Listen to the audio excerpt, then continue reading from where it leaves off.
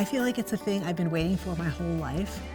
The ultimate goal is to make life better for other people.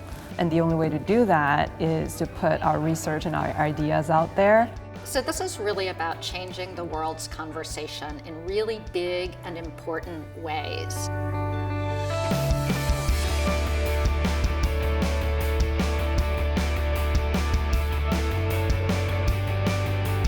The basic message was that for centuries, early medicine actually considered women's bodies to be imperfect male bodies. But now it's gone beyond imperfect men to quest for a perfection that really couldn't possibly exist, no matter how many surgeries. It would be a big mistake in response to the organ shortage to start paying people to donate their kidneys. Unless you offer some extraordinary amount of money, only poor people will donate, and that's just inevitable. Is this the country we want, where people have to sell their body parts? For about the last 10 years, I've been doing research with girls in low-income countries, trying to understand what happens when girls get their periods for the first time and what that means for their ability to stay in school. So we're trying to get out there that there are fixable solutions and that it's time we start talking about it. It would make a lot of sense for people to understand that getting tested for HIV once is not enough, that they need to do it on an annual basis. And I think stories about people making a decision to go and get tested and sort of face their fears, I think is a very important way of grounding the projects and the data in what's important in life. People will think they understand why it matters to have an African American woman or a Native American woman or a gay man to talk about what it is to lead life from their vantage point. But it turns out that what it is for each of those people is not always what we expect. My work focuses on marginalized populations that tend to be overlooked and also suffer some of the greatest health disparities. And I would hope that people would care about that it's important that we promote access to health care that everybody can receive.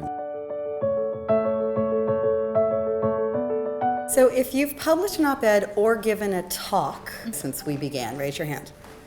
Being in the same room as those amazing intellectuals and scholars who work in fantastic, very inspiring fields in public health, in public policy, in medicine, etc.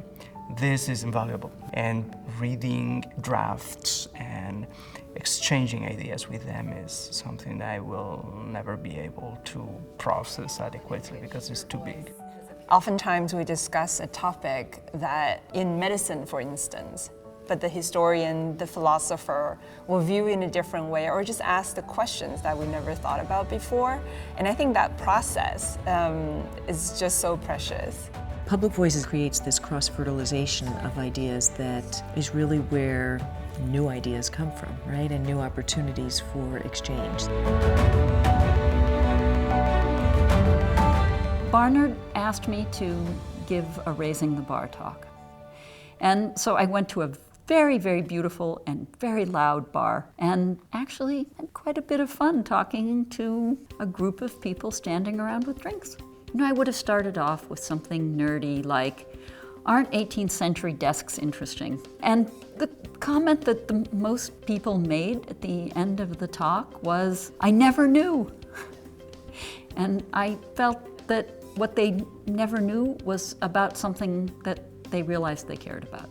I started my piece by saying, I'm the one, this is my ethical dilemma, I'm hiring the adjuncts. And so these are the problems that they face. Writing the piece and knowing there was a lot of attention actually caused me to scrutinize my own hiring practices very closely.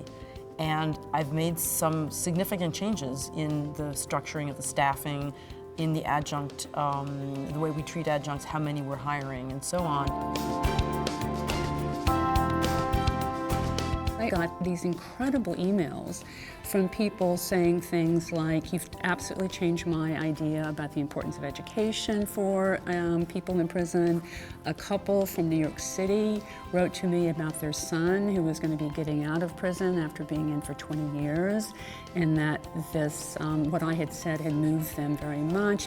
But also one of the really wonderful things about it is that so many people were inclined to want to volunteer. About 50 people wrote to me and said, "How can I be involved in this?" People have talked a lot about making schools safer places for LGBT youth, and actually I've seen in my research, and a lot of other people have also found, that LGBT youth experience significant persecution at home with their parents. There's a reason that rates of suicide are so much higher with LGBT youth, and I just felt like I wanted to begin that conversation and push the conversation a little bit more, because I think that people are comfortable thinking about intervening in public institutions, and they're less comfortable thinking about people not giving children the kind of parenting they need.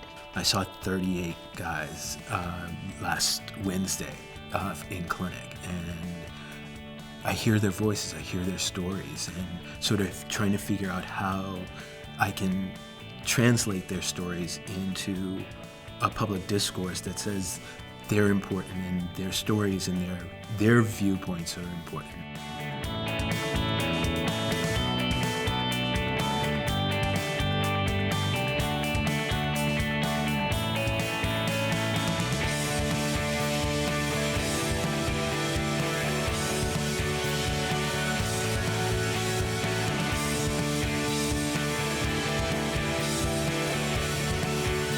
The ability to open up that conversation to a diversity of people so that we really get to have a world that is influenced by more perspectives, more research, more knowledge.